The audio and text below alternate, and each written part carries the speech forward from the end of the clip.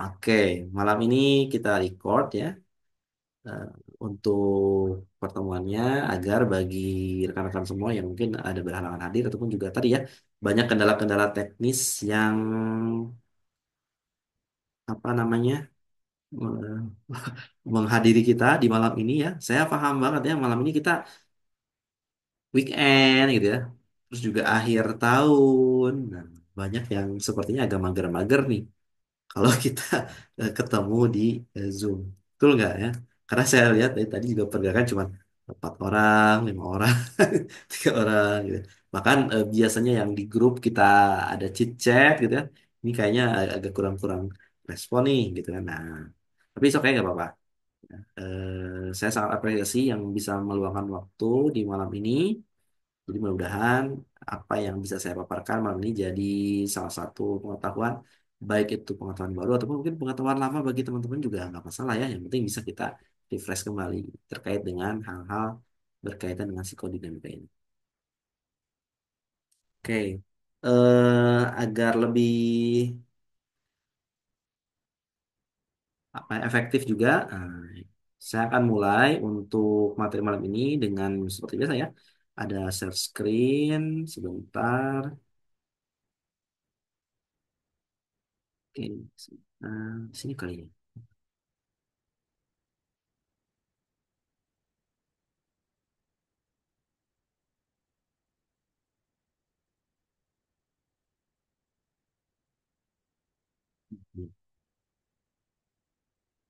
Terlihat ya, saya sudah menampilkan presentasi di malam ini. Oke, sudah muncul semuanya ya.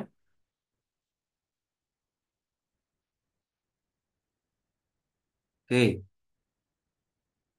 malam ini Bandung diguyur hujan ya. Saya juga WiFi di rumah ini tiba-tiba dia down ya.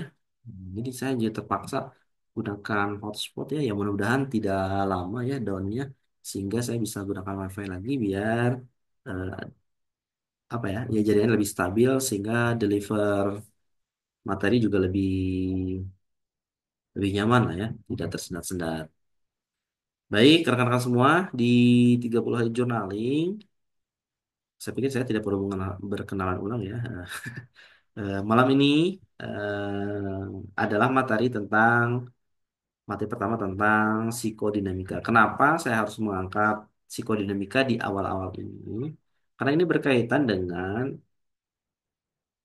aktivitas ya, aktivitas dari rekan-rekan semua yang menulis journaling. Sedikit banyaknya juga nanti akan dikaitkan dengan kesehatan mental ya, dengan hal-hal yang berkaitan dengan kejiwaan, psikologis gitu ya, yang memang jadi tujuan ya, salah satu tujuan yang ingin dicapai ya dengan melakukan 30 hari journaling ini.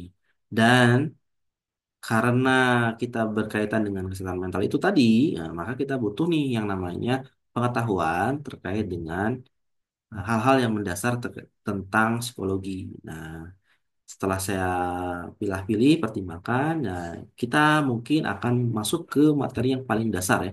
Nah, yang paling dasar ini memang tadi ya saya katakan secara umum, secara awam biasanya psikodinamika ini adalah hal-hal yang paling umum ya, yang paling umum yang mungkin sebagian dari kita sudah paham mengasosiasikan psikologi itu hmm, terkait dengan konsep yang akan saya paparkan malam ini.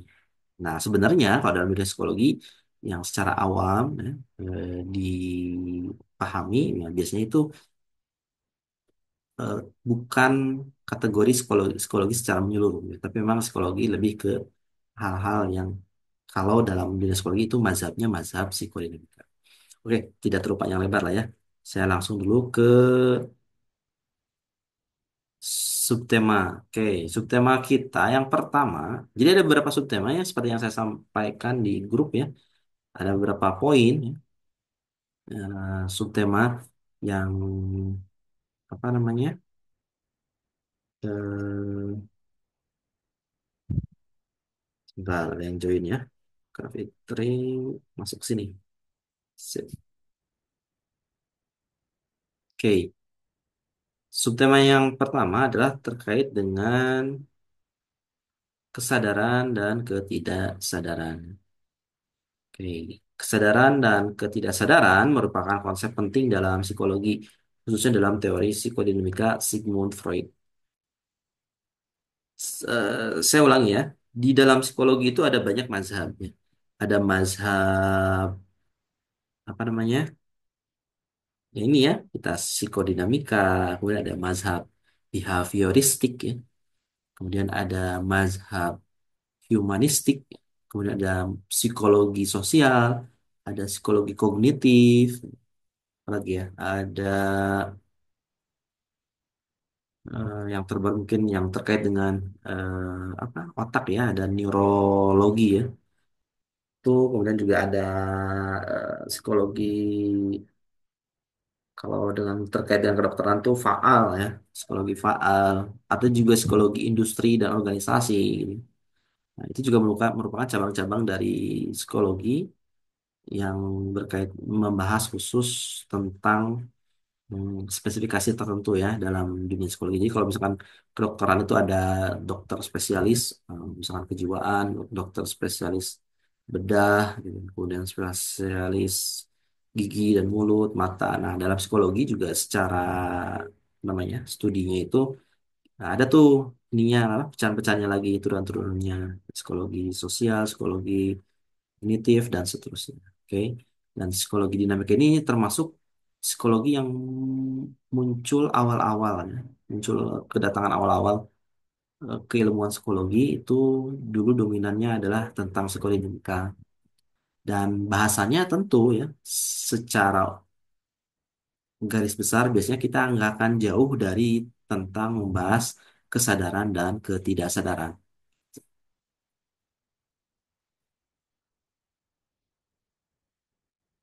Oke, Kak Afril ya, izin live. Kak Afril ya, terima kasih.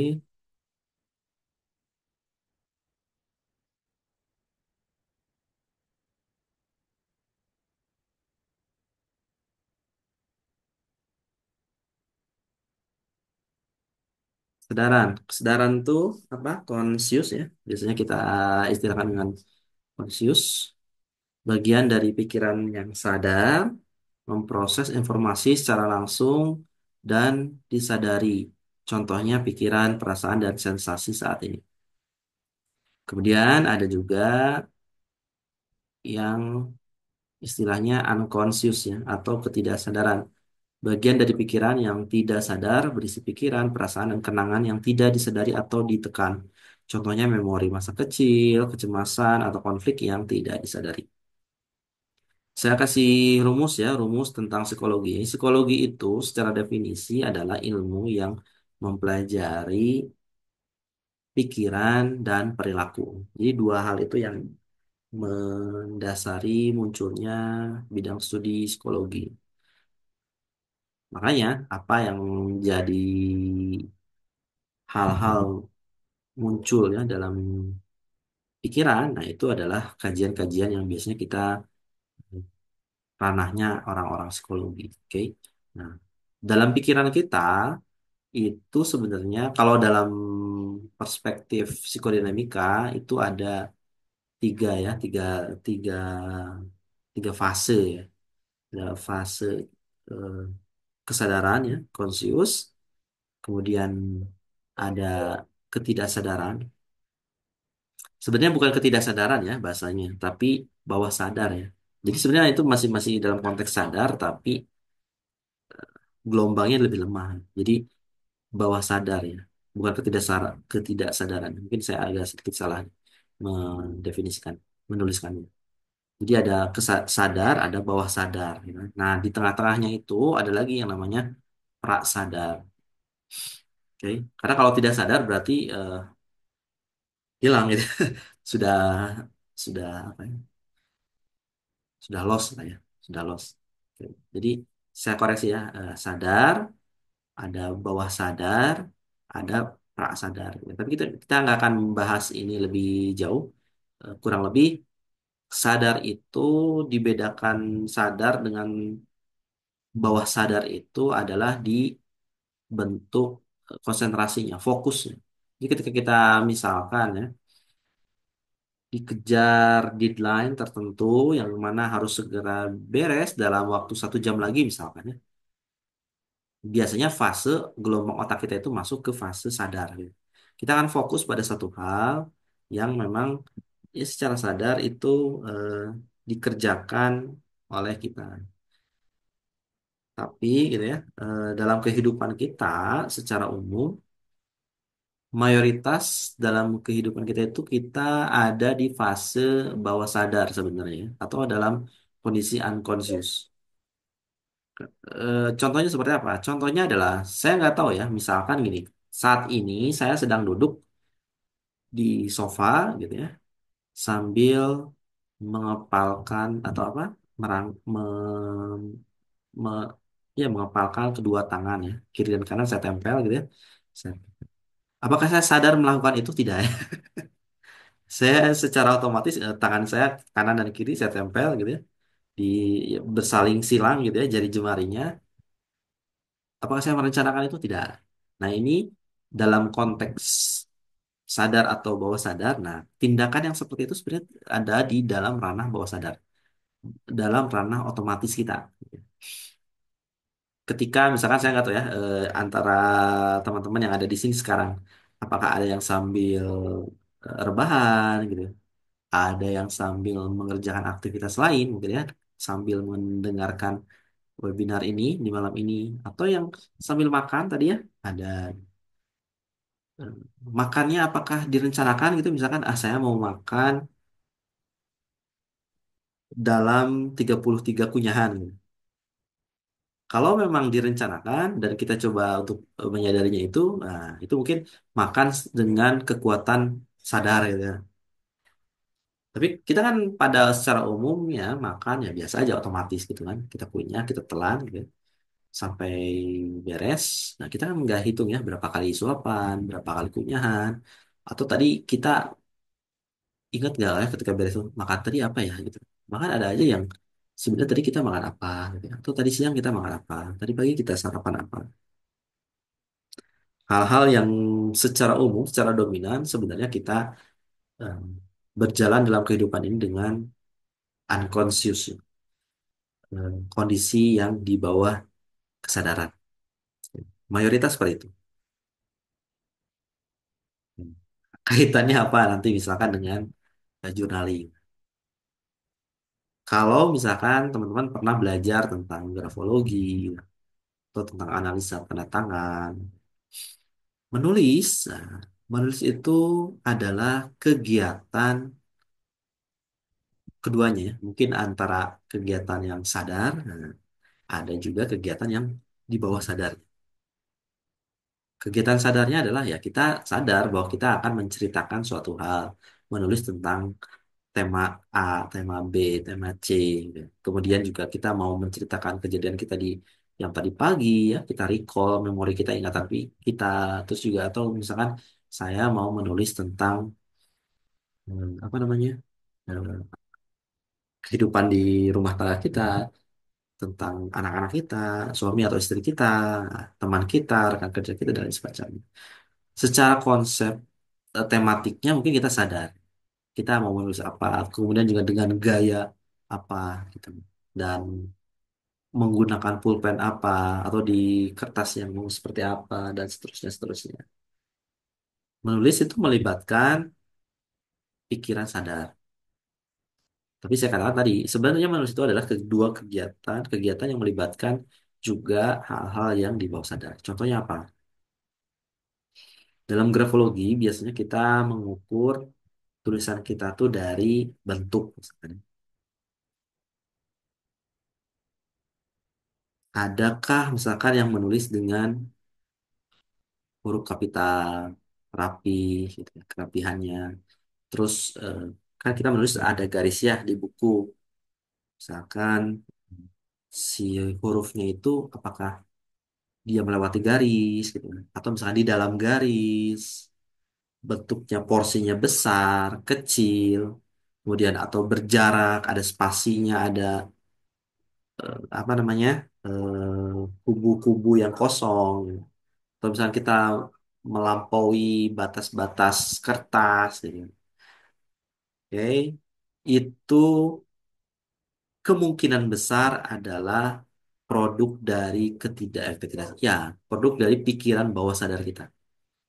Ya, bentuk, terus spasi, ukuran, ya, ukuran tulisan kita, terus apa namanya bondaris kita ya, batas-batas di kertas kita itu seberapa banyak kita melabraknya gitu ya. Karena saya melihat gitu ya, ada beberapa penulis yang ini udah di ujung, mohon maaf ya, ini cuma contoh ya, saya nggak nyebut namanya. Sudah di ujung kertas gitu ya, tapi dia paksakan terus ke bawah gitu kan, sampai ke di luar batas. Apakah itu benar atau tidak? Enggak. Saya tidak menyalahkan itu benar atau tidak gitu.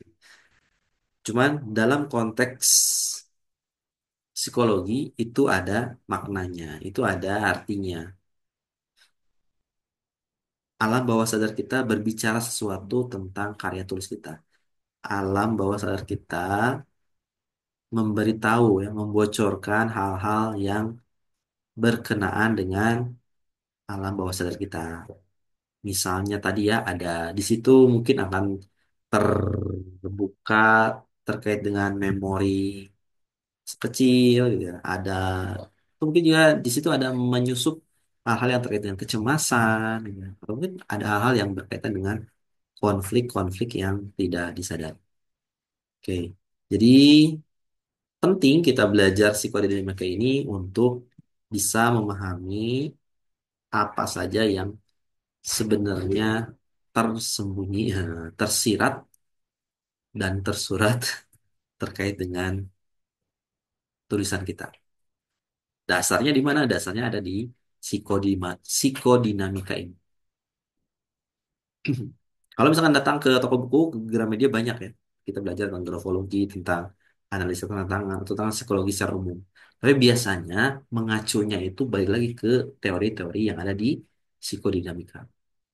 Kita buktikan nanti ya. Atau nanti silakan Bapak Ibu atau Kakak semua rekan semua bisa survei ya. Materi yang akan saya sampaikan ini biasanya ada di buku-buku pengembangan diri, gitu, self improvement atau psikologi-psikologi populer. Kebanyakan itu mengutip dari keilmuan psikodinamik. Oke, next ya.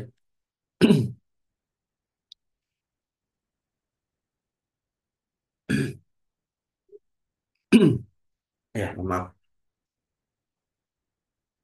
Tadi kita bahas sedikit banyak tentang kesadaran dan alam bawah sadar ya. Alam sadar, alam bawah sadar. Walaupun tadi ya ada tiga sudah ada alam prasadar ini.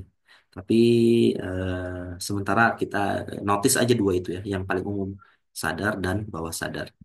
Lanjut, kita mungkin pernah mendengar juga istilah id, ego, dan superego ya. Eh, saya yakin sudah pernah mendengar semuanya ya. Di antara berapa orang kita?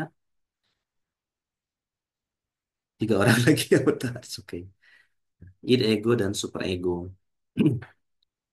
Id, ego, dan superego adalah tiga struktur kepribadian dalam teori psikodinamika Sigmund Freud. Pernah dengar Sigmund Freud ya? Mereka berinteraksi untuk membentuk perilaku emosi dan proses mental individu. Kalau misalkan kita bicara psikologi, kita nggak akan lepas dari yang namanya tokoh Sigmund Freud ya. Dan kita pasti sangat-sangat paham terkait dengan id, ego, superego. Ya mungkin pernah mendengar lah, kalaupun tidak paham, kita pernah dengar gitu. Jadi Sigmund Freud itu membelah kepribadian menjadi tiga. Ada id, ego, dan superego. Apakah yang dimaksud dengan id, ego, dan superego? Id atau S, ya, ini S itu maksudnya bukan S ini ya, tapi lebih ke baru tahu ya kayak mana. Oke, kita belajar berarti ya. Es itu bukan es krim ya, tapi dia ini kan istilah bahasa Jerman ya. Jadi terkait dengan subjek ya, objek gitu.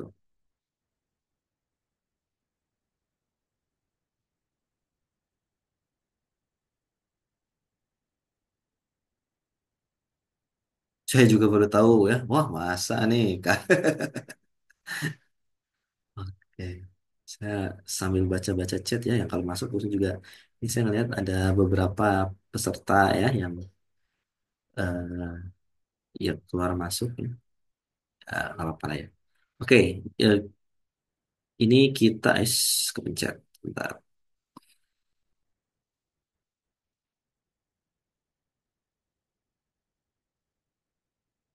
Betul ya, ini private banget nih. Lumayan kita berapa SKS ya, ya. Karena ini sebenarnya gini, saya dulu kuliah psikologi gitu ya. Itu tuh semester satu lah. Maksudnya orang baru masuk pasti dikenali dengan dasar ini. Dan uh, dari sini kita nanti kalau misalkan mau lebih dalam, dari mana sih misalkan istilah kenapa orang-orang psikologi itu suka dikatakan bisa baca pikiran, itu bisa baca kepribadian. Sebenarnya kurang lebih ini ada hmm, praktik yang memang melibatkan dengan id ego dan super ego. Oke. Jadi mari kita dalami ya. Id id itu bagian instingtif, impulsif, dan tidak sadar yang berfungsi untuk memenuhi kebutuhan dasar. Ada makan, minum, seksual, rasa takut gitu ya. Terus amarah dan lain semacamnya.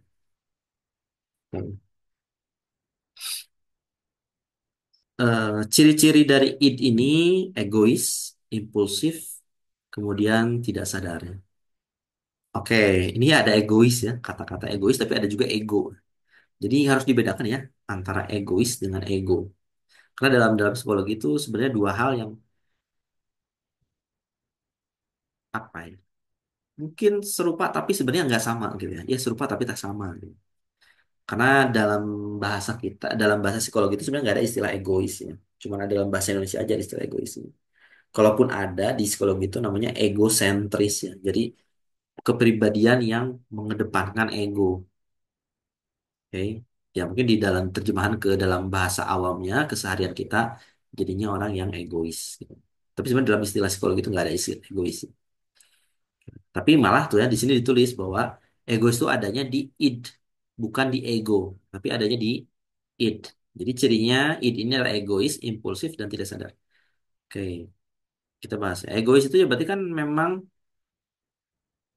harus dituruti ya. Nah, perilaku-perilaku yang nggak mau tahu harus diikuti, nggak mau tahu harus dilayani, nggak mau tahu pokoknya harus dipenuhi. Nah ini si id. Kenapa? Karena tadi dia meminta untuk memenuhi kebutuhan-kebutuhan dasar. Makanya orang kalau lapar, apakah bisa ditunda? Ya, enggak ya. Tapi di luar sana mungkin banyak yang kelaparan. Ya kan mereka bukan menunda lapar, tapi bukan menunda makan karena memang makannya nggak ada gitu. Atau kita berpuasa kan sebenarnya itu adalah gimana caranya kita mengekang si id gitu ya. Nah, kalau misalnya kita kaitkan ya, kaitkan dengan psikologi Islam, nah, biasanya id ini tuh saya nggak tahu ya, tapi kurang lebih id itu dibahasakannya ya kalau dalam psikologi Islam itu sebagai hawa nafsu. Nah, nafsu atau nafsu makan, nafsu minum, nafsu seksual, gitu, nafsu amarah dan lain semacamnya. Nah, id itu ya mirip-mirip dengan kalau dalam konsep Islam itu hawa nafsu. Kenapa? Dia sifatnya egois, impulsif ya. Impulsif tuh bisa tiba-tiba muncul gitu, ya. Jadi tanpa direncanakan tiba-tiba pengen dan munculnya juga cirinya tidak tidak sadar atau dia ada di bawah. Kalau balik lagi ke tema kesadaran, dia ada di ranah bawah sadar. Oke. Kenapa? Ya tadi ya, lapar itu nggak direncanakan, haus itu tidak direncanakan. Dan bagi yang sudah dewasa ya, ya kehidupan seksual juga sebenarnya juga itu dalam konteks yang tidak direncanakan, ada di kategori alam bawah sadar. Fungsinya apa? Nah, fungsi dari ini adalah untuk memenuhi kebutuhan biologis. Oke, kebanyakan ya, kebanyakan untuk memenuhi kebutuhan biologis. Oke. Yang kedua ada kepribadian. Jadi kepribadian bukan kedua ya. Jadi kepribadian itu satu ya. Cuman dalam satu kepribadian itu ada kekuatan.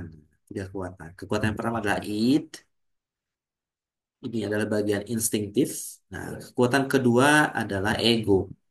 Ego ini adalah bagian rasional. Jadi ego adalah bagian rasional, adaptif, dan sadar yang berfungsi untuk mengatur id dan realitas. eh Mungkin agak kalau ya mudah-mudahan apa yang saya ucapkan ini bisa apa ya tergambar ya strukturnya oleh teman-teman semua. Tapi kurang lebih, jadi kalau id itu adalah bawah sadar, maka ego itu adalah ranah sadar. Atau misalkan gini, id itu apa namanya di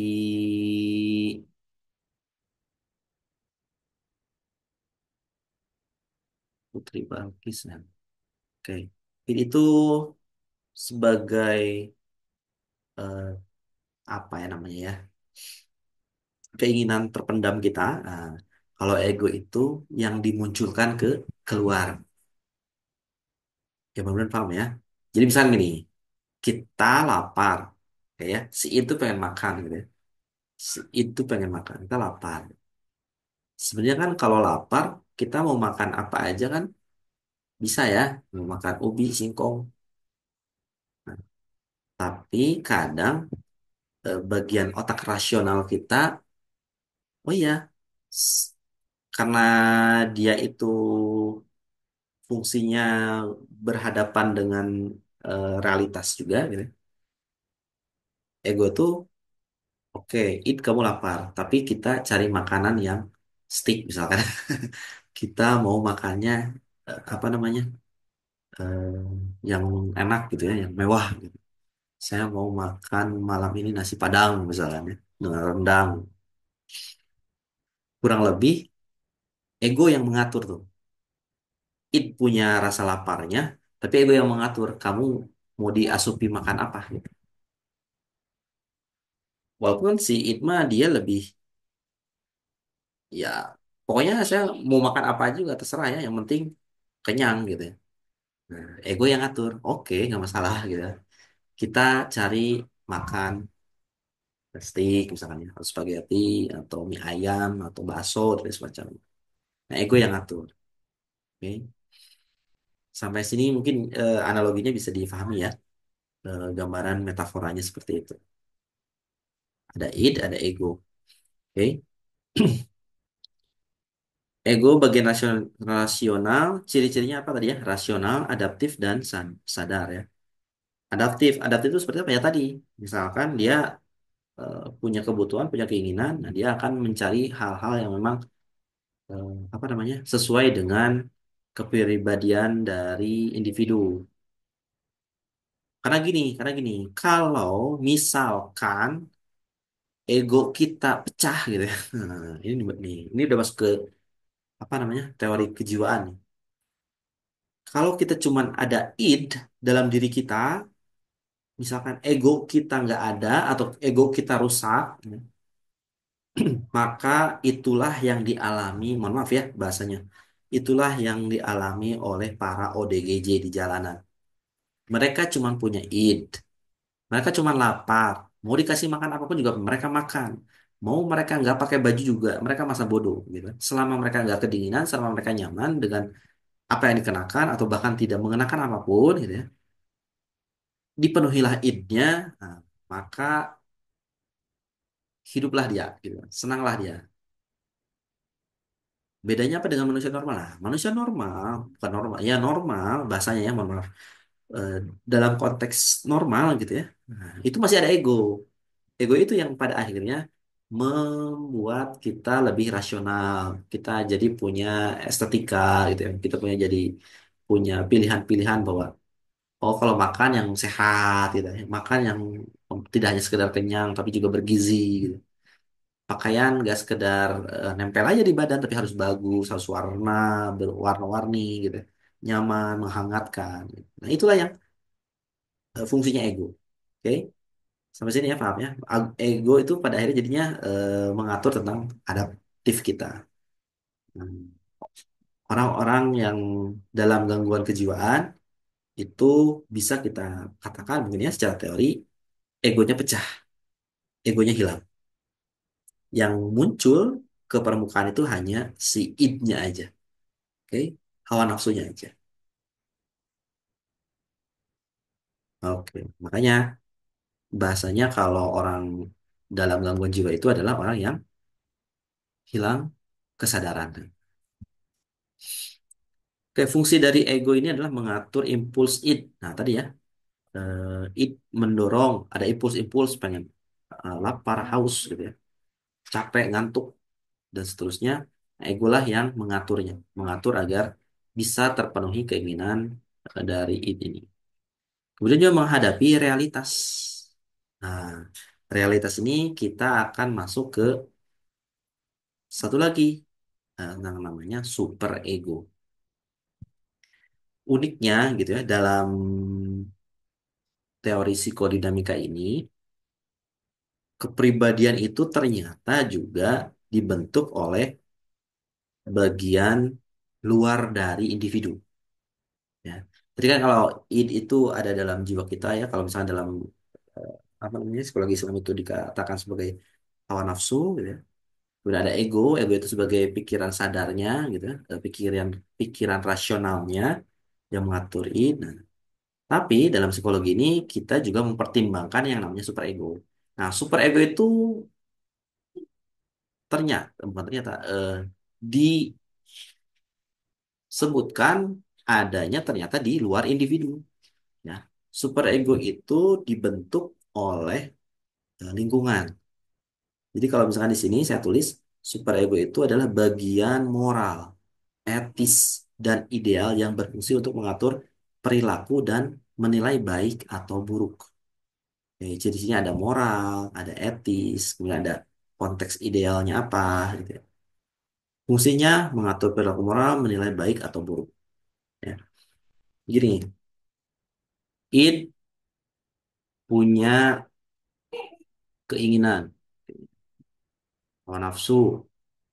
Misalkan tadi kita ambil contoh makan ya, lapar. Misalkan ini ngasih impuls ke si ego, saya lapar. Ya, maka si ego, oke, kita cari makan. Tapi ego itu karena dia permukaan dalam kepribadian kita ya, berarti dia akan ada hubungannya dengan ego-ego orang lain gitu, betul nggak? Ya, misalkan saya sekarang yang saya tampilkan sekarang ini adalah ego saya sebenarnya. Saya ngomong dengan gaya seperti ini adalah dengan ego gitu ya. Ada misalkan Zahra tadi membuka MC itu yang ngomong tuh egonya. Kenapa? Karena nah, ya ego itu yang tampil kita ya kita ngelihat oh dia punya pakaian yang bagus gitu kan. Eh, Jilbab yang bagus, kerudung yang bagus gitu kan. Kemudian juga suaranya yang lantang, jelas, kemudian juga clear gitu. Itu diatur oleh ego. Ya. Tapi karena dunia ini kita adalah makhluk sosial dan kita berinteraksi antara manusia satu dengan manusia yang lainnya, ya. Nah, atau antara ego satu dengan ego lainnya ketemu tuh, ya. Ya. Maka gitu kan, manusia kepribadian itu eh, berkumpul, berkelompok, menimbulkan yang namanya kondisi-kondisi di mana ego kita tidak boleh keluar dari konteks baik dan buruk. Misalkan karena kita lapar, jangan serta-merta kita lapar, ego itu misalkan oke kita akan makan nasi Padang, makan steak, makan wah macam-macam gitu ya. Sampai pokoknya id-nya dipuaskan. Nah, dari situ kan pada akhirnya akan ada kesimpulan bahwa oh ternyata ini tidak baik. Sehingga manusia itu memunculkan yang namanya etika, memunculkan yang namanya moral, bahwa segala yang berlebihan itu adalah buruk. Segala yang berlebihan itu adalah tidak baik. Itulah norma ya, misalkan. Ya, misalkan kita nggak usah ngomong makan deh, misalkan seksual aja ya. Konteksnya dalam seksual. Ego, kalau tidak ada super ego, ya, dia akan memenuhi kebutuhan id dengan semena-mena. Ya. Kita akan, ya mohon maaf ya, jadi mirip mirip binatang misalkan ya kayak gitu. Kalau misalkan kita bicara tentang hubungan seksual, bisa di mana aja, di jalan, di wah, ya seperti binatang. Makanya ada yang namanya super ego. Inilah yang ternyata mengerem, gitu. Mengerem si ego, mengerem si ego. Ego, stop, jangan berlebihan. Stop. Nah, kita hidup dalam konteks sosial, punya moral, punya etis, punya idealisme, gitu ya. Bahwa kehidupan tidak boleh seperti ini, seperti ini, seperti ini. Ada batas-batasnya. Super ego itu jadinya bentuknya itu mirip kayak kewajiban-kewajiban atau gitu ya, mirip kayak dalam konteks psikologi ya, aturan agama, gitu, aturan masyarakat, kebudayaan, dan lain semacamnya. Di mana selain ego, ada aturan-aturan dari eksternal yang mengatur kepribadian kita. Tuh. Oke, sampai sini mudah-mudahan paham ya eh, penjelasan saya. Gitu. Kalau misalnya ada yang kurang kurang kurang agak-agak sulit dipahami ya, boleh ya langsung tanya aja. Biar teman-teman bisa lebih lebih lebih apa ya, lebih paham lah ya. Karena eh, ya memang ini nggak lepas dari kritik ya teori ini. Tapi mau bagaimanapun ini menjadi sebuah keilmuan ya yang sudah eh, dipakai oleh banyak eh, apa namanya banyak ilmuannya itu sendiri, ilmuwan-ilmuwan psikologi. Oke. Nah ini ya ini adalah konsep id, ego dan super ego.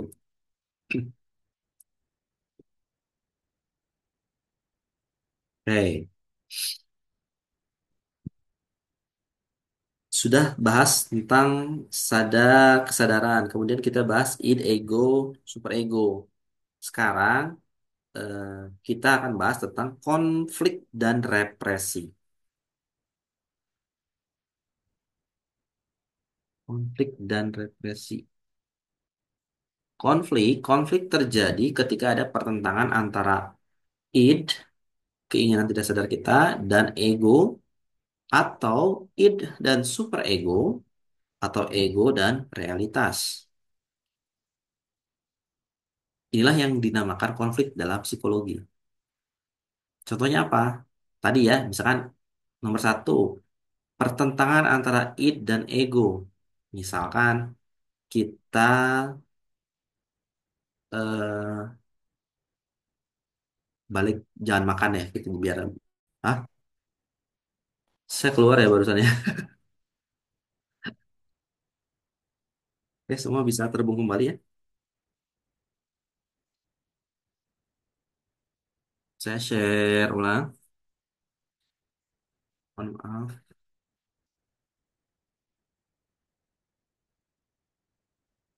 Oke, udah muncul ya.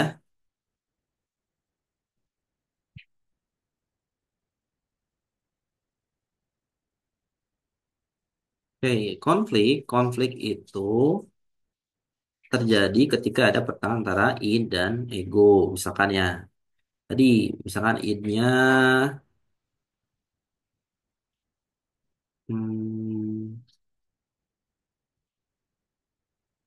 biar apa eh, pengen marah gitu ya, kesel, sebel gitu ya, kan ya. Dia punya hasrat ingin marah-marah si itu. Akan terjadi konflik ketika misalkan ego tidak memenuhinya. Contohnya eh, dia marah nih, kesel sama seseorang. Tapi ketika ego tidak memenuhi, nah, itulah pada akhirnya jadi konflik dalam diri kita. Misalkan egonya pada akhirnya, kamu jangan marah, kamu kan orangnya penyabar, gitu. Kamu kan orangnya, atau misalkan, kamu kan orangnya terdidik, kamu orangnya punya pendidikan yang tinggi, kamu orangnya sudah belajar dengan tekun, rajin, ataupun hal-hal yang pada akhirnya ego menolak keinginan dari id. Nah, ini akan menjadi konflik. Atau misalkan pertentangan id dan superego. Ya ini paling paling banyak sih ya, paling mudah kita bedakan. Tadi misalnya, id itu kan hawa nafsu ya, bahasa sederhananya lah ya, hawa nafsu. Nah, hawa nafsu kan pasti itu banyak bertentangan dengan moral dan etika di masyarakat. Kamu terlalu banyak makan, tidur, atau tadi mohon maaf ya, bahasnya berhubungan seksual tidak pada porsinya, tidak pada kaidahnya, gitu, itu ditentang tentunya. Nah, itulah yang pada akhirnya ada konflik ya. Pengen melakukan sesuatu, tapi lingkungan kita nggak boleh. Itu adalah dosa, itu adalah eh, bentuk ketidakpatuhan terhadap aturan, norma, gitu, etika. Ini menjadi konflik juga. Kemudian juga ego dengan realitas atau lingkungan sekitar. Ego misalkan bilang, ini mau makan, lapar. Tapi ego kita, oke kita makan steak di restoran, hotel bintang 5. Tapi ketika realitasnya kita tidak mampu gitu, tidak ada daya untuk ke sana, nah itu jadi konflik. Ya. Mohon maaf ya, misalkan istilah-istilah social climber gitu ya. Kita akan paham gitu ya, kita akan melihat, kita akan bisa membaca karakter seorang ketika misalkan egonya lebih besar gitu ya, daripada realitasnya. Dia memegang tas jutaan, dia berkumpul dengan para sosialita. Tapi mungkin ketika misalkan kita tahu bahwa realitas individu tersebut bukanlah hal yang sampai ke sana, kita akan menjadi hmm, tahu bahwa dalam dirinya sedang terjadi konflik batin yang begitu menegangkan. Ini yang harus kita pahami ya, kalau kita melihat tentang seseorang. Seperti itu. Kemudian jenis konflik itu ada misalkan konflik intrasikis ya dalam diri antara id, ego, dan superego. Tadi ya sudah kita jelaskan. Kemudian juga ada konflik ekstrasikis ya. Ini di luar diri antara individu dan lingkungan. Tadi ya misalkan kita punya konflik dengan ya antara ego satu, ego kita dengan ego orang lain. Nah, ini konflik nih ya yang harus diselesaikan. Pastilah ya. Nah, mungkin ini bahasa umum awamnya adalah masing-masing dari kalian adalah orang yang egois. Itu konflik ekstra psikis gitu ya, antara si ego A dengan ego yang lain. Kemudian yang ketiga ada konflik moral gitu ya, antara nilai-nilai moral dan keinginan pribadi. Nah, ini lebih ke tadi ya, si ego dia konfliknya dengan super ego. Kita akan dikatakan tidak bermoral ketika terlalu mengedepankan id gitu ya, dan ya super ego kita gitu, atau misalkan keyakinan-keyakinan yang kita yakini, yang kita percayai itu menyatakan tidak boleh, tidak boleh. Itu kita akan punya konflik moral. Misal, mohon maaf ya sekali lagi mohon maaf. Di agama Islam kan tidak boleh tuh hubungan sesama jenis dalam psikologi ya. Mau nggak mau ya, karena saya yang pelajarinya seperti itu. Ya itu sebenarnya kan keinginan apa hasrat yang manusiawi gitu ya. Jadi id-nya pengen sesama jenis gitu ya, tapi eh, pada akhirnya dia akan berbenturan dengan aturan-aturan yang berlaku di masyarakat. Nah, inilah konflik moral terjadi dalam dirinya, dalam individu tersebut. Oke. Ini yang harus kita bisa juga membaca ya, membaca ke arah sana. Nah inilah yang pada akhirnya para orang-orang yang berkecimpung dalam dunia psikologi itu sedikit banyak biasanya membaca masalah-masalah seseorang itu kita akan melihat id-nya seperti apa, egonya seperti apa, kemudian juga super egonya seperti apa. Oke. Nah inilah yang pada akhirnya kalau misalkan kita terlalu banyak konflik dalam diri yang dikatakan sebagai dengan eh, sakit mental itu ya akan berkutat kurang lebih di situ. Konfliknya apa sih? Konfliknya id-nya itu pengennya apa? Gitu ya. Kemudian egonya bisa memenuhi atau tidak. Terus lihat juga super egonya gitu kan. Atau aturan keyakinan yang dia pegang itu seperti apa. Nah, itulah yang harus diselesaikan bagi psikolog, gitu, psikiater, atau mungkin juga ya konsultan-konsultan psikologi lain, terapis. Gitu. Kita akan eh, bongkarnya di apa namanya di tiga struktur kepribadian ini. Ada konflik, kemudian juga ada represi. Represi ini ibaratnya, oh repres ya, repres itu menekan ya. Represi adalah proses tidak sadar yang dilakukan oleh ego untuk menekan satu, pikiran, perasaan, atau kenangan yang tidak menyenangkan. Dua, keinginan atau impuls yang dianggap tidak pantas.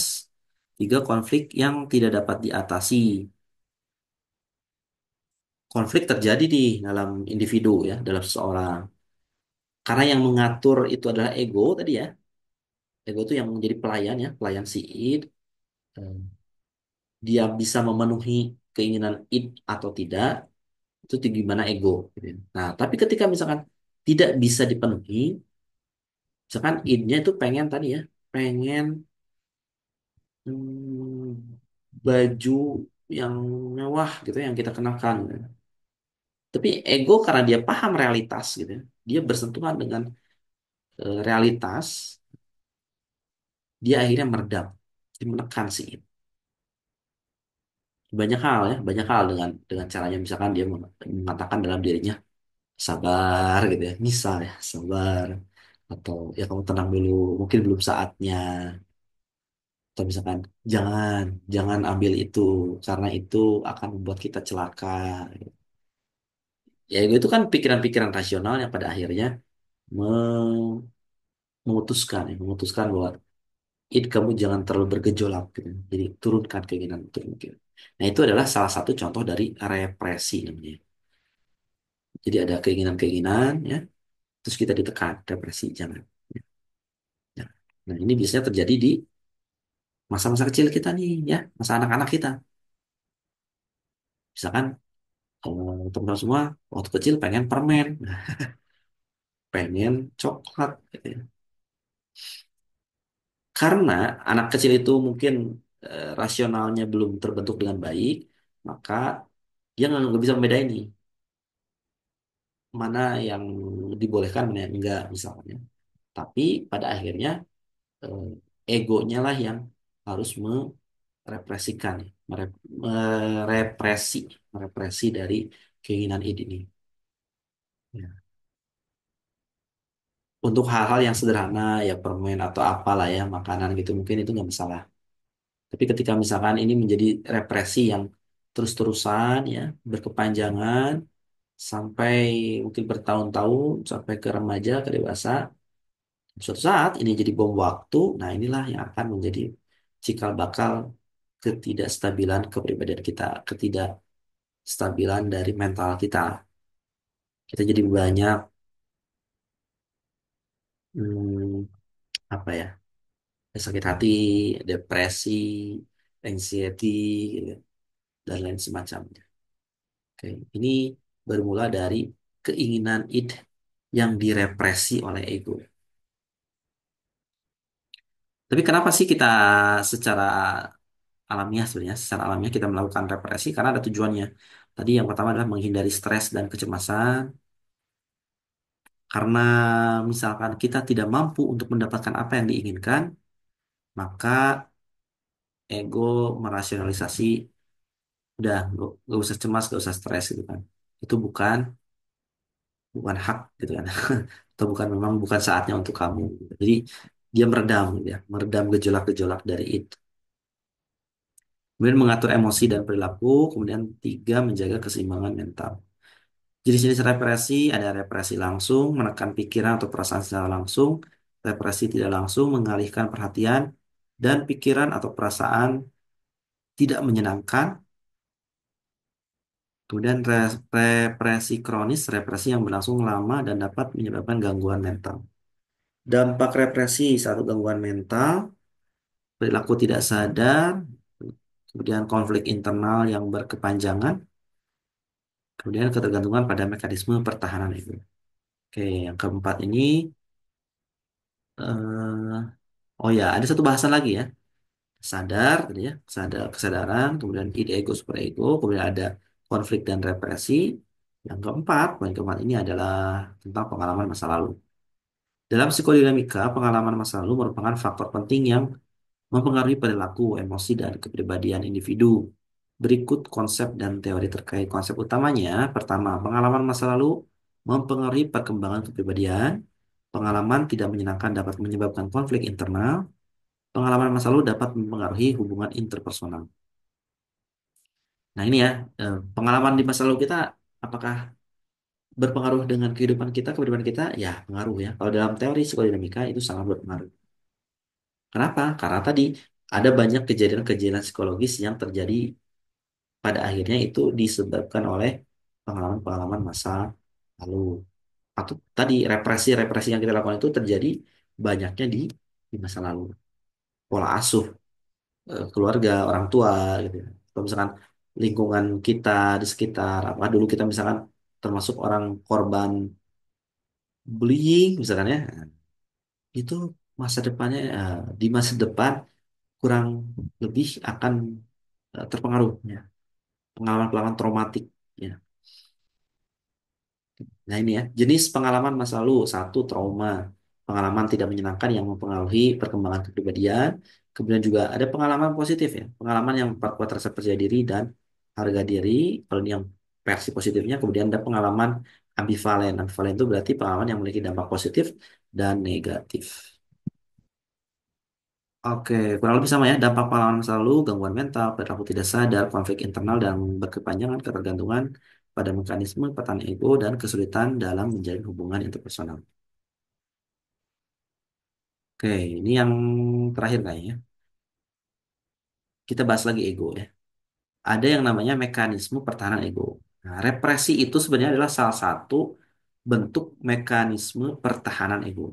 Kenapa? Karena kalau misalkan ego tidak bertahan, ya berarti ego kita hancur, koyak gitu ya. Nah, ya kita hanya akan dikendalikan oleh id, atau bahkan ya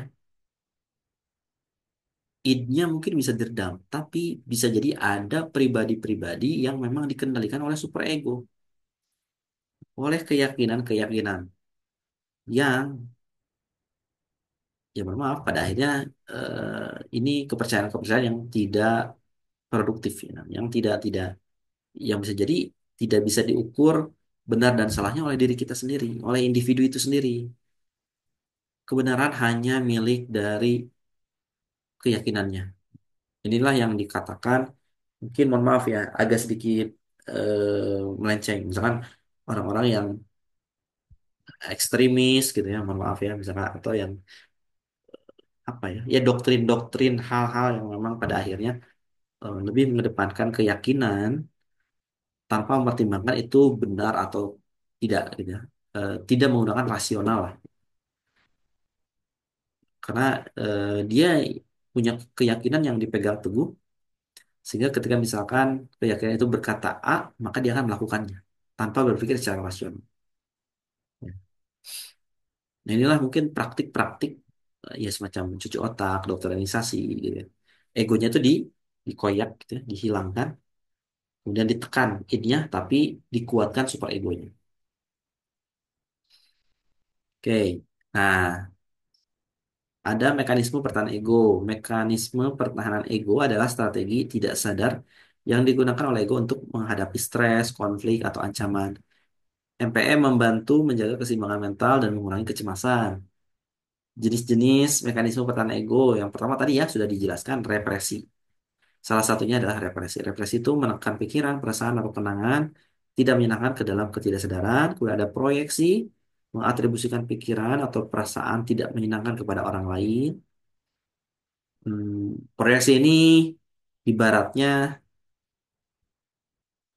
ketika kita misalkan melakukan kesalahan, ego kita tuh memproyeksikan itu kok misalnya gini, kita di jalan raya ya, ini bagi yang pengendara motor atau mobil, lampu merah gitu kan. Ketika misalkan ada orang yang menerobos lampu merah, ya kita ngikut dia juga menerobos lampu merah, tahu-tahu di depan ditangkap polisi. Nah, kalau orang yang suka proyeksi ya, mekanisme pertahanan ego proyeksi, dia pada akhirnya kenapa kamu ditangkap polisi? Kenapa kamu melanggar lampu merah, lalu lintas? Ya karena dia juga melakukan, misalnya dia akan menunjuk orang lain gitu ya, memproyeksikan kesalahannya itu bukan serta-merta keputusannya, tapi juga memang ada andil orang lain di sana. Dia memproyeksikan bahwa eh, kalau orang lain begitu ya kenapa juga saya, ya saya juga bisa dong gitu ya. Tapi dalam konteks eh, pertahanan ego ya. Nah, gitu. Itu proyeksi. Kemudian rasionalisasi, misalnya membuat alasan logis untuk perilaku tidak menyenangkan. Rasionalisasi, kita misalkan ini apa dapat ada teman kita pulang dari mudik misalnya ya, bawa mangga, tetangga kita dikasih, tapi kita nggak dikasih gitu. Sedih ya, sedih ya, iya emang sedih gitu. Nah, secara psikologis ego kita tuh terkoyak, ego kita itu luka. Orang lain dikasih kok saya enggak. Sakit hati nggak? Sakit ya. Ya itu manusiawi normal. Orang lain dikasih kok kita enggak. Tapi ego tidak menyerah begitu saja. Dia akan mempertahankan diri. Dia akan tanya atau dia akan membuat yang namanya rasionalisasi. Misalkan, nggak usah lah, aku juga dikasih juga. Toh aku bisa beli sendiri gitu ya. Cuman apa? Buah-buahan ini ya di pasar juga banyak, ya, di toko buah juga banyak. Nah itu rasionalisasi ya. Ekspresi-ekspresi rasionalisasi dalam kata-kata kita. Atau misalkan, itu mah buahnya asem gitu ya, asam gitu ya, atau kecut gitu ya, atau apa. Yang penting gimana caranya biar ego kita tidak terluka, maka si ego mempertahankan dirinya dengan rasionalisasi. Oke, seperti itu contoh rasionalisasi. Kemudian ada denial ya, denial menyangkal kebenaran atau realitas. Nah ini yang kejadian kemarin nih, mungkin yang mengikut berita-berita, saya nggak tahu ya faktanya, tapi karena sudah diuji tes DNA kalau misalnya, jadi kemarin kan ada orang tua ya, seorang bapak melahirkan di rumah sakit Islam Jakarta, Cempaka Putih ya kalau nggak salah ya. Meninggal tuh anaknya gitu ya. Itu konon kalian udah diazani gitu. Tapi pada akhirnya eh, saya nggak tahu ya, kalau dalam kacamata saya ini kayaknya orang tuanya itu denial gitu. Ya mungkin itu anak yang ditunggu-tunggu gitu ya, yang diharapkan sepanjang apa ya udah lama lahir, tapi pas lahir meninggal gitu. Si bapak itu akhirnya denial gitu ya, bahwa dia menyangkal bahwa itu yang meninggal itu adalah anaknya. Dia sampai minta eh, ya menuduh rumah sakit menukar bayi dengan bayi orang lain gitu ya. Sampai minta tes DNA. Walaupun pada akhirnya kan tes DNA-nya itu keluar bahwa ternyata benar itu adalah eh, cocok anaknya gitu ya. Jadi yang meninggal itu adalah anaknya. Nah, dalam prosesnya itu saya ngelihat ini ada semacam proses denial ya. Jadi dia nggak sanggup untuk menerima kematian dari si bayi gitu ya, sang bayi, sehingga dia menolak bahwa itu bukan bayi saya. Ini pasti rumah sakit menukarnya. Itu kalau nggak salah beberapa hari yang lalu ya, eh, kasusnya. Ini adalah salah satu contoh mekanisme pertahanan ego denial, menyangkal, menyangkal kebenaran atau realitas. Nah, itu ya, mungkin bisa dipahami. Kemudian ada reaksi formasi mengubah perasaan negatif menjadi positif, misalnya marah jadi humor, gitu. Bayang ya, kita sebenarnya marah ya. Kita sebenarnya marah gitu. Tapi karena kita apa ya? Ya mungkin kita ngelihat lingkungan sekitar, kita seolah-olah marah itu. Kita udah teriak-teriak gitu, ya, udah marah-marah. Langsung kita mungkin eh, ubah jadi bercanda gitu. Paling itu marah asli gitu, tapi dia mungkin pada akhirnya menganggap ingin menunjukkan bahwa itu bukan kemarahan, tapi lebih kepada humor. Misal. Kemudian sublimasi. Nah, kalau sublimasi ini biasanya ke hal-hal yang positif ya. Jadi mengalihkan energi negatif ke aktivitas positif. Misalnya olahraga. Saya ada istilah ya kalau misalkan orang lagi nge-gym gitu ya, kita harus tanya, kamu kenapa gitu. Karena biasanya ada obrolan-obrolan itu, oh orang yang kalau rajin nge-gym tuh berarti ada something gitu ya di dalam kejiwaannya.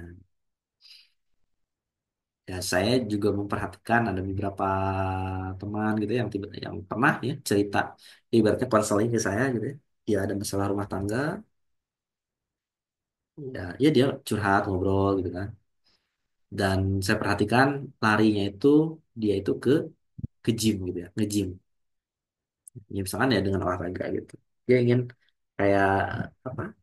Rasa terluka egonya itu ditutupinya dengan hal-hal yang ya sebenarnya bagus ke aktivitas positif. Oke. Sublimasi. Kemudian ada identifikasi, mengidentifikasi diri dengan orang lain untuk menghindari perasaan tidak nyaman. Gimana ini ya? Ya, ini mungkin lebih ke mirip kayak proyeksi ya, identifikasi. Jadi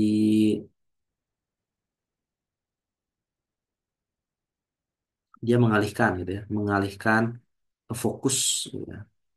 Fokusnya itu misalnya kita lagi sakit hati nih gitu ya, punya kekecewaan terhadap sesuatu,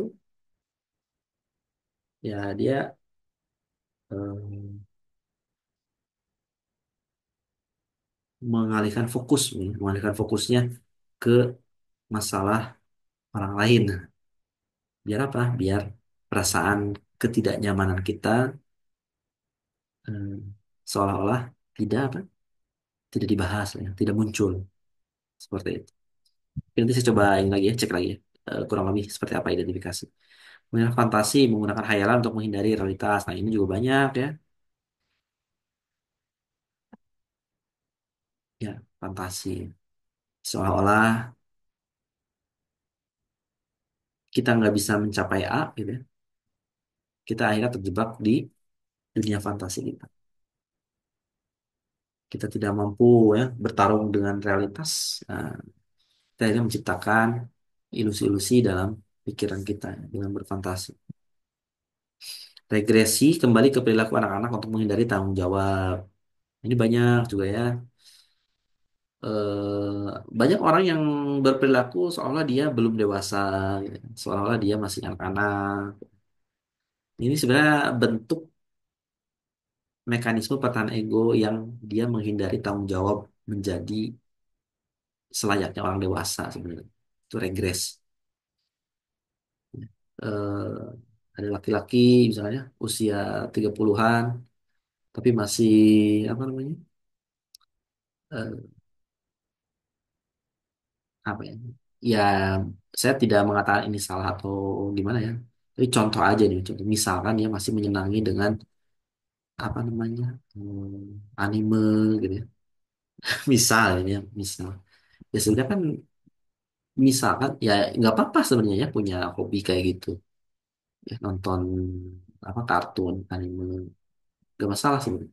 Cuman masalah ketika misalkan dia tidak berperilaku selayaknya seumuran dia, misalkan dia pada akhirnya punya alasan bahwa dia nggak mau bekerja keras misalnya, nggak mau bekerja layaknya normalnya, kehidupan pekerja, ya, ini yang menjadi harus jadi perhatian. Dia seolah menganggap dirinya belum mampu, gitu. Inilah ciri-ciri anak-anak, gitu ya. Ciri-ciri orang-orang yang belum matang, ya, belum dewasa, gitu, untuk mengambil tanggung jawab sebagai orang orang dewasa. Dia akan seolah ya seperti inilah saya, gitu, yang tidak tidak dewasa, gitu. Oke. Kemudian displace ya, maksudnya displasi, mengalihkan perhatian dari masalah sebenarnya ke masalah yang lain. Nah, yang gampang lah ya contohnya. Jadi masalah A, sebelum masalah A ini beres, nah, biasanya kita ya mirip denial juga ya, tapi kita coba lari ke masalah yang lain dulu gitu. Untuk yang menghindari masalah yang sebenarnya ini.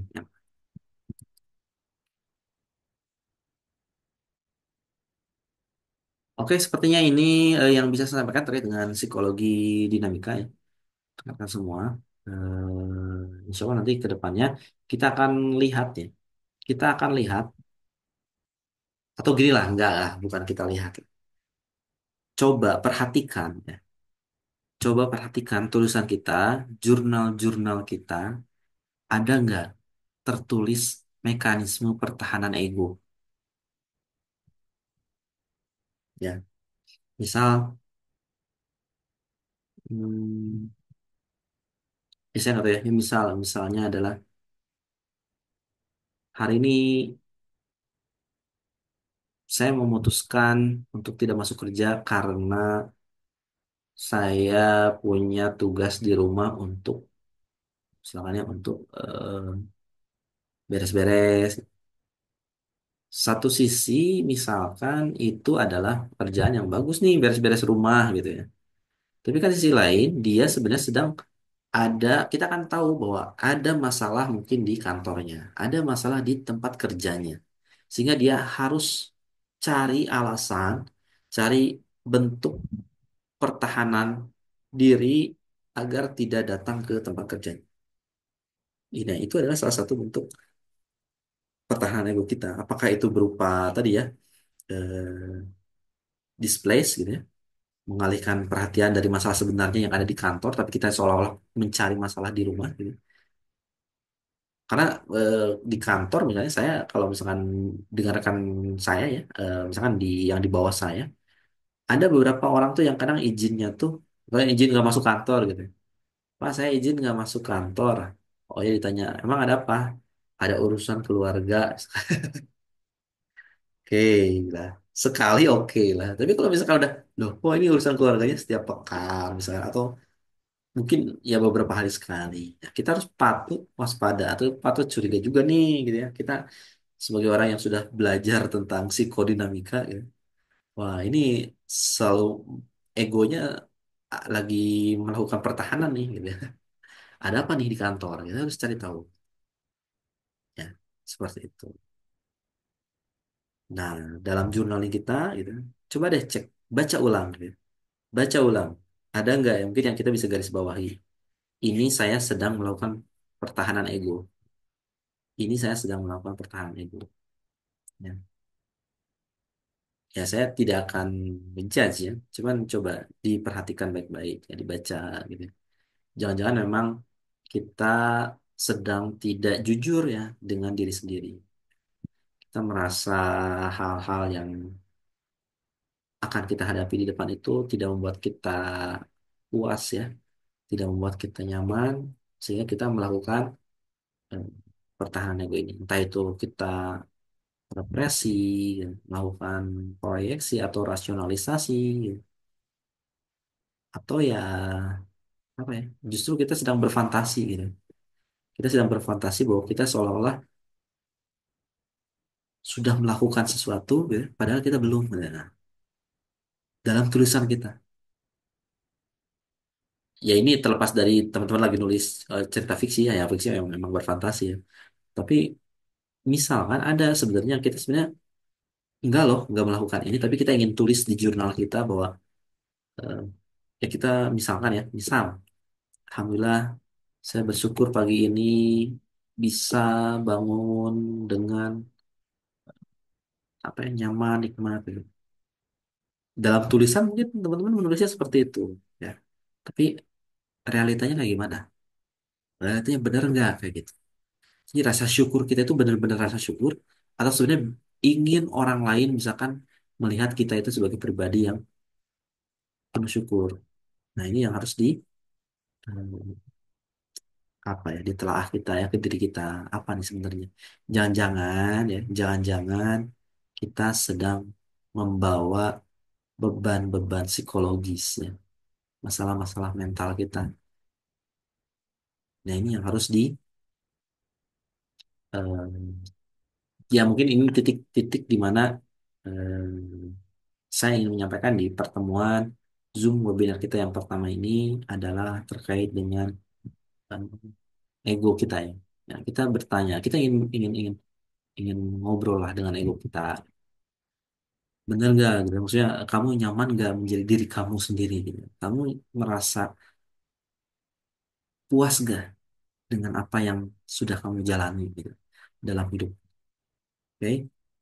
Atau misalkan kita gali lagi apa yang sudah kamu represi selama ini. Jangan-jangan gitu ya ada yang waktu kamu masih kecil gitu ya, waktu dulu di sekolah SD gitu, atau di TK ada kejadian-kejadian yang memang pada akhirnya kalau kita mau bertanya lagi itu menjadi sumber gitu ya. Menjadi titik di mana ketika semua permasalahan psikologis kita sebenarnya bermuaranya dari situ.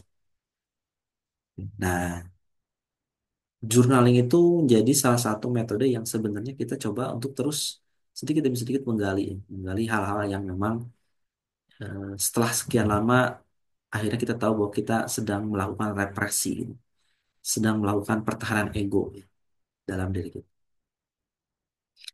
Baik, rekan-rekan semua itu barangkali yang bisa saya sampaikan. Oke, kita mangga bisa dilanjut oleh Kak Zahra. Oke, maaf sedikit berisik karena ada acara. Oke, Baik, bagi yang ingin bertanya mungkin bisa raise hand atau jangan jadi kuna-kuna. Bisa raise hand atau di kolom komentar ya. Silakan. oke, Kak Ivan ya.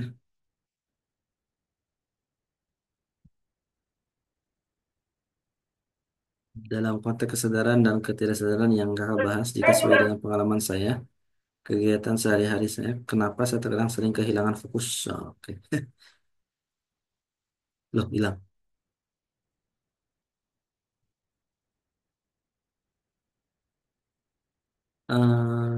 Bahkan paling parah dalam beberapa akhir ini saya kena dendam, woi. Gendam Vintage di mana waktu itu saya tidak sadar bahwa saya ini ditipu karena dalam pikiran saya masih berpikiran positif bahwa penipu itu orang baik. Apakah ini dapat dihubungkan dengan perilaku tidak sadar? Saya karena pikiran saya hanya senang jika saya mendapat uang saya diganti berat ilmunya.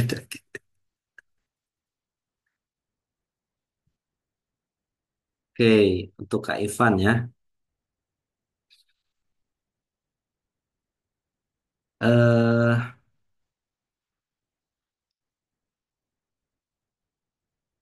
apa ya? Pertama gini, pertama Kak Ivan ini kita harus harus atau gini ya, ada salah satu mitos ya, mitos dalam dunia psikologi itu eh, yang sebenarnya disalah kaprah ya, salah kaprah dalam hal terkait dengan hipnotis, hipnotis atau gendam. Jadi hipnotis dan gendam itu adalah dua hal yang berbeda ya, karena hipnotis itu sebenarnya lebih kepada keilmuan ilmiah ya, dan tidak ada kaitannya dengan dendam atau dengan misalkan hipnotis itu kehilangan kesadaran ya enggak ya, karena kalau misalkan hipnotis bisa sesakti itu bisa sesakti itu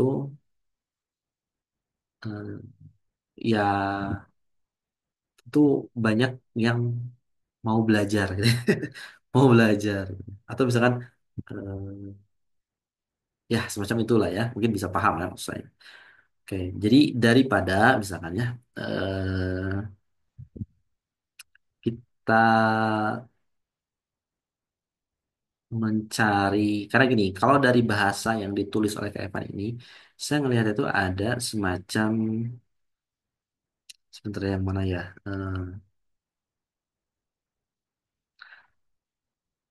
Pertama adalah kayak semacam rasionalisasi. Rasionalisasi. Kesadaran yang pertama adalah atau catatan yang harus pertama yang kita pahami adalah bahwa ketika kita tertipu ya kita ditipu gitu. Kita ditipu hal-hal yang akhirnya tidak menyenangkan gitu ya. Baik itu dalam segi muamalah ya, misalnya jual beli gitu ya, pinjam meminjam atau hubungan sekalipun gitu ya. Kita percaya ke si A yang si di mana si A itu harusnya percaya balik ke kita, gitu ya. Tapi kita dihianati dan semacamnya. Kemudian kita merasa tertipu. Ya. Nah, ini yang harus kita pahami bahwa ya sudah pada dasarnya kita memang sedang melakukan kesalahan dan ya tadi ego kita benar-benar sudah dilukai gitu. Dan sebenarnya ini adalah suatu hal yang wajar ketika misalnya pada akhirnya kita jadi merasionalisasi bahwa ketidakmampuan kita gitu, untuk sadar gitu, untuk fokus terhadap sesuatu, kita akhirnya mencari semacam kambing hitam atau semacam bentuk gimana caranya biar ego kita semakin tidak terluka, maka kita mencari sebuah pembenaran, rasionalisasi dengan mengatakan bahwa oh saya terkena dendam, oh saya terkena hipnotis gitu. Saat itu waktu saya tidak sadar gitu. Ya mau saya gini ya, saya tidak akan menyentuh hal-hal yang memang di luar ranah saya. Jadi kalau misalkan ketika itu memang Kak Ivan ini memang nggak sadar secara psikologis, ya mungkin saya akan membahasakannya bahwa semua itu sudah jadi gini, sudah direncanakan oleh si pelaku gitu ya. Gimana caranya Kak Ivan itu ketika detik itu menjadi apa ya, jadi orang yang nggak sadar, tapi sadarnya itu bukan karena hal-hal yang sifatnya di luar hmm, apa namanya di luar keilmuan saya gitu. Oke, mungkin bisa dipahami ya. Karena gini, Kak, dalam prakteknya hipnotis itu adalah sebuah eh, bentuk cara metode untuk memang menyentuh alam bawah sadar, tapi gitu ya, dengan berbagai persiapan yang panjang. Enggak serta-merta 1-2 detik atau 5 detik, ya. Misalkan jentikan jari langsung tidur, enggak. Kita harus tahu bahwa yang kita lihat di TV gitu ya, atau yang kita lihat di panggung-panggung tentang hipnotis itu adalah bentuk hiburan, bukan bentuk keilmuan ya. Tapi bentuk benar-benar itu cuma hiburan gitu. Yang pada akhirnya kalau kita mau telusuri biasanya orang-orang yang naik panggung itu di apa namanya sudah disiapkan sudah di apa namanya ya di briefing lah ya nanti kamu kalau misalkan saya jentikkan jari begini begini begini nanti misalkan saya bakar tisu langsung tidur dan semacamnya. Kenapa? Karena nggak lucu misalnya orang mau hipnotis ya di panggung di TV kemudian gagal. Itu nggak lucu gitu.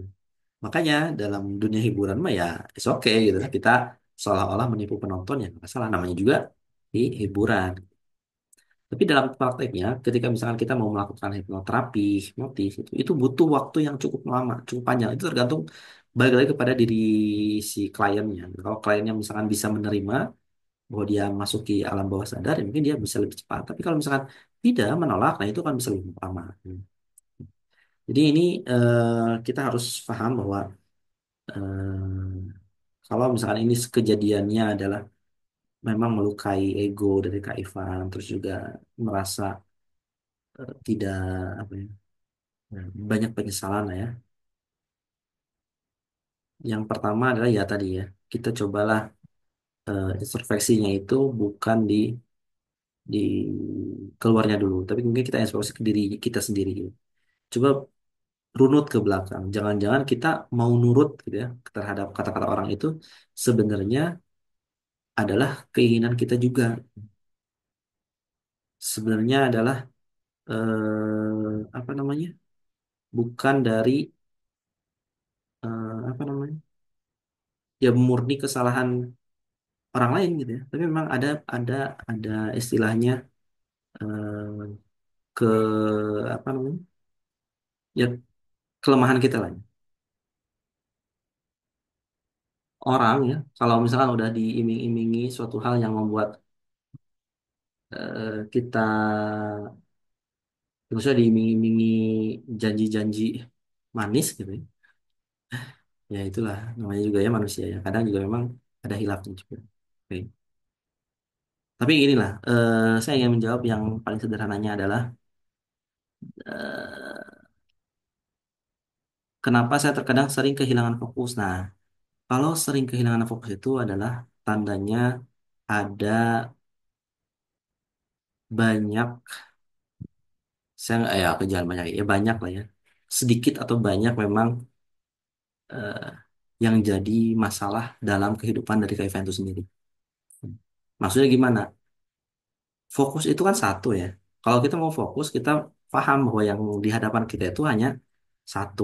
Jadi target kita itu cuma satu. Misalnya kita mau ke Jakarta, ya udah kita fokus ke Jakarta. Kita mau fokus ke Surabaya, kita fokus ke Surabaya. Yang dinamakan tidak fokus berarti ada keinginan-keinginan dalam hati kita yang membuat kita ragu bahwa jangan-jangan bukan Jakarta, jangan-jangan bukan Surabaya, tapi mungkin ke Cirebon, mungkin ke Cilacap, Jogja. Ya, itu adalah impuls-impuls dari id mungkin ya, atau mungkin keinginan yang pada akhirnya mendistraksi ya, mendistraksi kita apa namanya untuk tidak. Ya sebenarnya kita memang benar-benar sebenarnya keinginan kita itu mungkin belum jelas gitu ya. Kita belum belum belum begitu paham maunya kita itu maunya kemana. Oke, tapi ya itulah ya mungkin yang bisa saya advice sekarang ya. Saya mungkin kasih kasih apa namanya. Nah, apalagi ya tadi ya di sini. Saya orangnya people pleasure. Nah, dengan mengatakan seperti itu juga kan pada akhirnya Kak Ivan tuh mungkin mudah ya, mudah dirayu gitu, mudah apa namanya diiming-imingi. Nah, ini juga yang mungkin ada sebenarnya kalau misalkan nanti dirunut lagi ya ke pengalaman masa kecilnya gitu ya ke masa lalunya Kak Evan sendiri itu ada hal sebenarnya yang nanti ini loh gitu kan titik di mana Kak Evan sebenarnya merasa ha- jadi people pleaser itu di sini gitu ya. Titiknya itu di situ. Apakah pernah dikecewakan oleh lingkungan ya lingkungan tuh bisa dari keluarga gitu ya, atau misalkan dari sekolah gitu atau dari teman-teman sebaya yang pada akhirnya ketika misalkan Kak Ivan menunjukkan hal yang tidak membuat orang senang gitu nah, Kak Ivan malah dijauhi atau disakiti dan semacamnya pada akhirnya dia mempertahankan si ego itu mempertahankan udah gitu kan jangan terlalu keras dengan orang lain misalkan atau jangan membantah atau jangan berkata tidak pada orang lain gitu,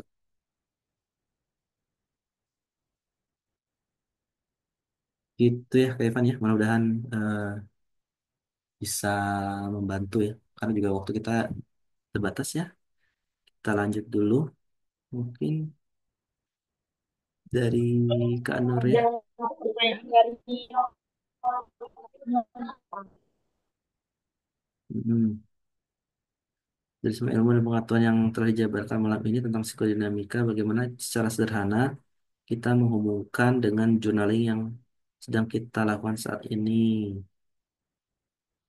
Semua nanti materinya di-share juga karena bagi saya yang tidak berasal lagi banyak istilah pedang asing dan bahasa roaming. Oke, ya. Jadi gini, menghubungkannya dengan journaling itu adalah tadi ya, kalau kita mau baca ulang gitu ya, baca ulang beberapa tulisan kita, kalau kita misalkan sudah terbiasa sih ya, terbiasa apa namanya ngebaca ya, ngebaca tulisan ya. Maksudnya ngebaca bukan secara letterlek ngebaca ya, tapi kita apa namanya, menggarisbawahi gitu ya hal-hal yang memang sebenarnya ini ada indikasi ke arah sini, ini indikasi ke arah B, C gitu. Misalkan ada tulisan yang menulis tadi ya, hmm, apa ya, contohnya adalah saya ya tadi ya, saya senang sekali pergi ke mall misalnya ya.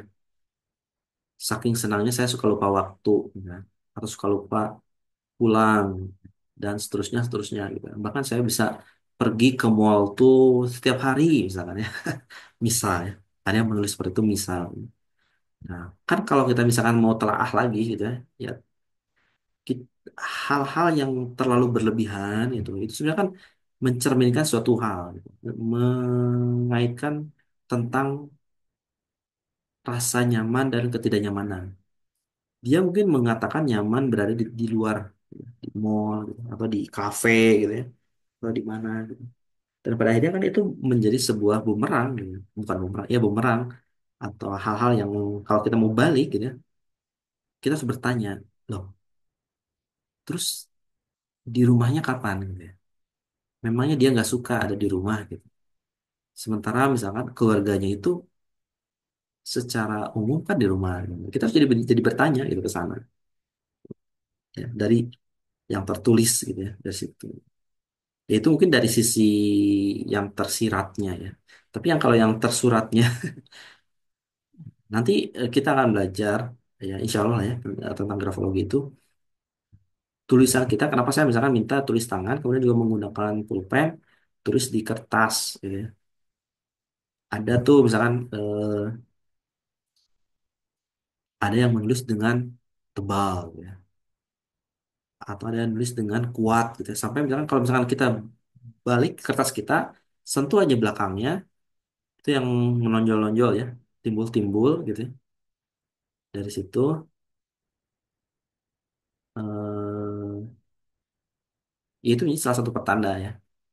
Ada energi yang berlebihan, misalkan ada emosi yang harus disalurkan. Nanti kita kaitkan dengan kalimatnya apa. Gitu. Ya banyak hal ya. Dan itu yang sebenarnya kita nanti harus belajar ke grafologi itu, grafologi terkait dengan journaling kita di kertas. Nah dari situ. Jadi kalau misalkan kaitannya ya secara sederhana, eh, saya ingin menghubungkan itu nanti ke grafologi, ke grafologi. Karena grafologi juga mungkin dia mengambil materi-materinya, teori-teorinya dari psikodinamika, dari tentang si id-nya kayak gimana, nanti kita lihat egonya seperti apa, dan ya mungkin ada super ego yang bisa ditulis juga yang kita baca ya nanti.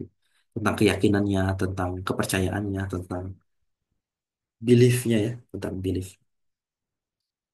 Ya nanti juga saya share ya, salah materi.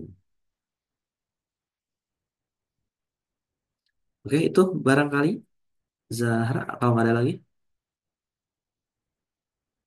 Terima kasih, Kang Aan. Alhamdulillah, Penjelasannya sama-sama. saya jadi apa namanya sedikit ini ya itu apa rasanya kalau misalnya kita nulis aja gitu kan udah nggak ngerti deh apa ini namanya ego atau egosentris Ah, atau ah, apa ah, gitu. ah. Nah setelah kamu jadi tahu gitu. Oh, kalau ini kita berarti lagi gini. Kalau kalau gini berarti lagi gitu, gitu. Artinya yang misalnya selama ini cuma nulis aja itu nggak jelas apa maksudnya? Bukan nggak jelas apa?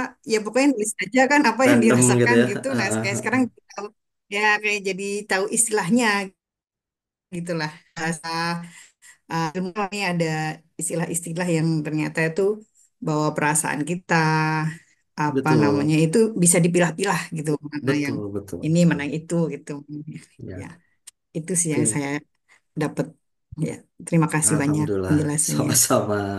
Ya, jadi balik lagi ke saya lupa ya tadi menuliskan atau mungkin tadi sudah menyebutkan ya beberapa hal.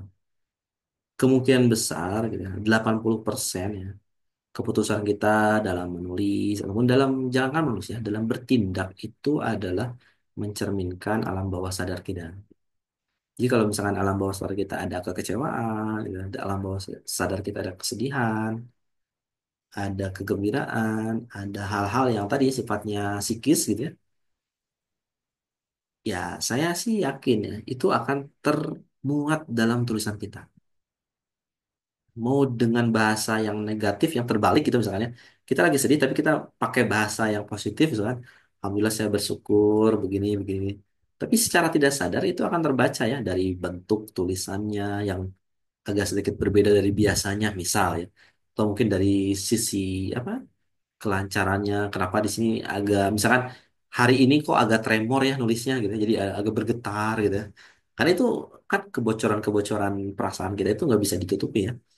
Em, Kalau kita ngelihat body language mungkin itu bisa lebih lebih mudah ya. Ada apa namanya ya, ada tangisan yang keluar, ada mata yang sayu, yang sembab gitu ya, habis nangis kita akan tahu oh lagi sedih. Tapi kadang misalkan dari tulisan juga ya mau nggak mau itu kebocoran-kebocoran itu tetap tetap muncul kok. Nah itu. Jadi inilah psikodinamika itu kenapa apa ya walaupun dia tidak apa namanya ya bahasanya kalau keilmuan kan rata-rata harus bisa dibuktikan secara empirik lah ya. Nah tapi kalau misalkan psikologi itu dia kadang di cuma cukup dengan rasio gitu dengan suatu hal yang selama masuk akal gitu ya. Nah, ini juga sebenarnya ilmu, jadi ilmu juga gitu. Jadi hal-hal yang memang bisa kita terapkan lah ya untuk kehidupan kita agar lebih lebih ya lebih baik lah ya seperti itu. Nah, nanti insya Allah kita lanjutkan ya di materi selanjutnya. Masih banyak loh ya. Mudah-mudahan bisa sampai kita ke tujuan kita ya. Itu. Terima kasih juga ya, Kan ada Bu Nur. pertanyaan dari Kak Ivan. Ini terakhir kayaknya. Jadi hasil dari jurnaling kita nanti dianalisis dan diberikan kepada kita, Kak. Tergantung ya, nggak tergantung kalau mau dianalisis ya mangga gitu. Tapi yang pasti analisisnya bukan analisis yang memang apa namanya validitasnya mungkin 100% atau gimana enggak ya. Karena tadi untuk kita analisa itu memang butuh persiapan yang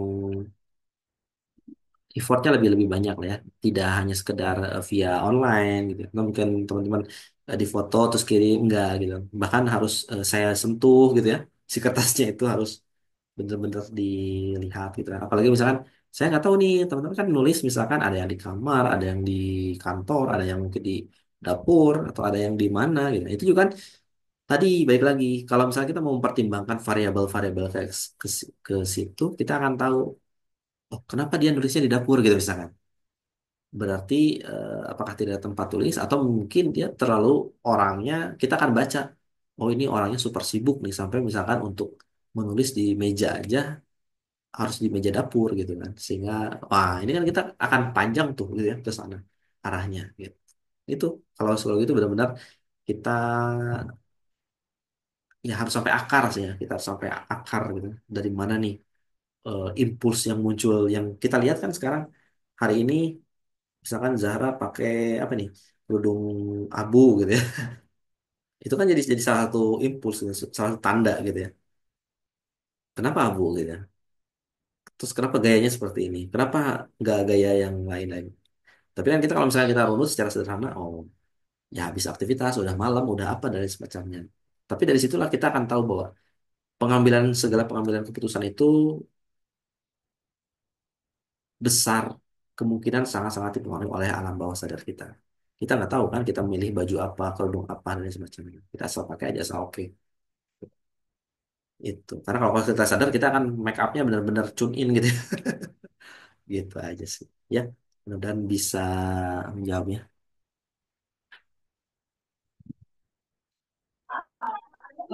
Mungkin udah dicukupkan. Kalau ada pertanyaan lagi, cukup aja. Siap, cukupkan aja. Terima kasih semuanya. Oke, oke, kita cukupkan hari Terima ini. kasih Kang Aan ilmunya, Kak Zara udah nemenin. Alah, Ya Ibu, ya, aku buka eh, kamera aja deh. oke. Mungkin untuk Alah, foto boleh dibuka dulu kameranya. Oke, Ada kita fotoan. coba.